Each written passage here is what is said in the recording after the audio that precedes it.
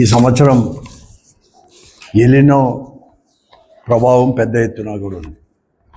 మామూలు ఎలినో కాదు, సూపర్ ఎలినో ప్రభావం కూడా. అందరూ ఆగస్టు కల్లా ఎలినో ప్రభావం తగ్గిపోతుంది, తర్వాత వర్షాలు వస్తాయని చెప్తే సైంటిస్టులు, శాస్త్రజ్ఞులు ఆగస్టే కాదు ఈ సంవత్సరం అంతా కూడా వర్షాలు వచ్చేది కూడా అవకాశం కూడా లేదు. అందుకోసమే సూపర్ ఎలినో ప్రభావం అనేది కూడా పడతా ఉంది అని చెప్తారు. ఈ పరిస్థితుల్లో ప్రభుత్వం అనేది కేవలం ఎలినో వస్తుందని ప్రచారం చేస్తున్నారు కానీ, ముఖ్యమంత్రి దగ్గర నుంచి ప్రభుత్వ అధికారుల వరకు కూడా ప్రచారం చేస్తున్నారు కానీ దానికి చర్యలు ఏం చేపట్టాలి, ముందస్తుగానే ఒక ప్రణాళిక రూపొందించుకొని ఎలా చేసే దాంట్లో పూర్తిగా కూడా వైఫల్యం చెందారు. వైఫల్యమే కాదు, నిర్లక్ష్యం కూడా వహించారని కూడా చెప్పక తప్పదు. దీని ప్రభావం అప్పుడే కూడా పెద్ద ఎత్తున కూడా పడింది. తాగునీటి సమస్య కూడా ఏర్పడింది.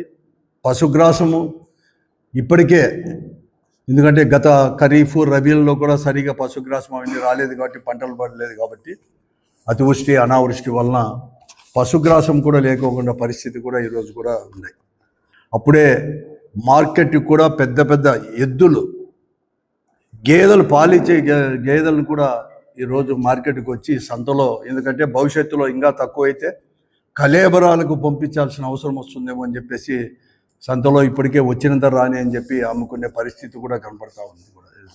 మరీ ముఖ్యంగా అనంతపురం జిల్లాకు అనేది కూడా, ఎందుకంటే భారతదేశంలోనే అతి తక్కువ వర్షపాతం ఉండేది రెండో జిల్లా అనంతపురం జిల్లా కూడా అందరికీ తెలిసిన విషయమే.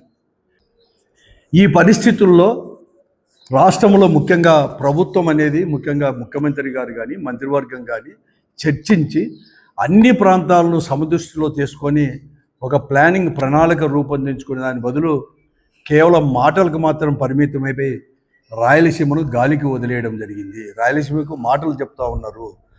ఇక్కడ ఉండే ప్రజానీకానికి కానీ, ముఖ్యంగా రైతులకు, రైతు కూలీలకు చెవులో పూలు పెట్టేదానికి ప్రయత్నం చేస్తున్నారు తప్ప వాస్తవ పరిస్థితులు గమనించి ఏ రకంగా సాయం చేయాలి, ఏ రకంగా వీరిని ఆదుకోవాలి అనే దాంట్లో మాత్రం ఎక్కడ కానీ లేకుండా పరిస్థితి. దానికి తోడు మన జిల్లాలో ఉండే, ఉమ్మడి జిల్లాలో ఉండే ప్రజాప్రతినిధులు, మరీ ముఖ్యంగా 3 మంత్రులు, కేశవ్ గారు కానీ, అలాగే సత్యకుమార్ గారు కానీ, సబిత గారు, 3 మంత్రులు ఉన్నారు. ఎంపీలు వాళ్ళే, ఎమ్మెల్యేలు వాళ్ళే. వీళ్ళంతా ఉన్నా కూడా వాళ్ళు కేవలం ఇక్కడ మాత్రం ఎక్కడ కానీ కనీసం అసెంబ్లీ జరగడానికి ముందు కానీ, లేకపోతే అసెంబ్లీ సమావేశంలో అయినా కూడా, ఎందుకంటే అసెంబ్లీ సమావేశాల కంటే ముందు కానీ అసెంబ్లీ సమావేశంలో అయినా కూడా అందరూ కలిసి ప్రభుత్వం దగ్గరికి పోయి, లేకపోతే ముఖ్యమంత్రి గారి దగ్గరికి, ఇరిగేషన్ మంత్రి దగ్గరికి పోయి వారితో సమావేశం అనేది కూడా పరిచి గతంలో మేమంతా కూడా చేసేవాళ్ళం. అట్లా ఏమైనా చేసి ఎలా ఆదుకోవాలని చెప్పేసి, లేకుంటే డిమాండ్ కూడా ఈ ప్రజల తరఫున, రైతుల తరఫున ఏమైనా చెప్తారంటే ఇంతవరకు ఎక్కడ కానీ జరగలేని పరిస్థితి.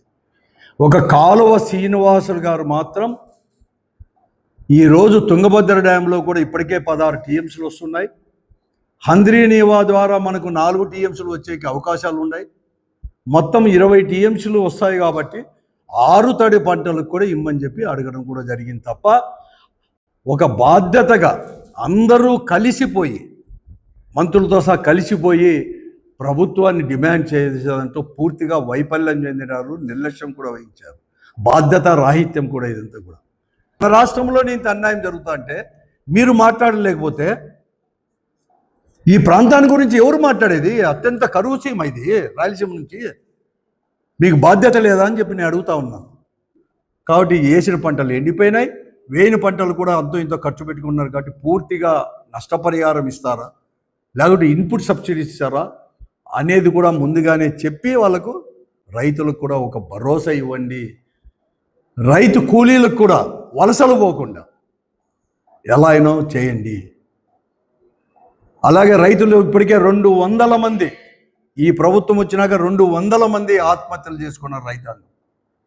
వారికి పరిహారం ఇవ్వలేదు, వెంటనే వాళ్ళకి చెల్లించండి ఆ 200 మందికి అని చెప్పేసుకో. ఇవన్నీ కూడా నేను ప్రభుత్వకి ఇస్తున్నాను.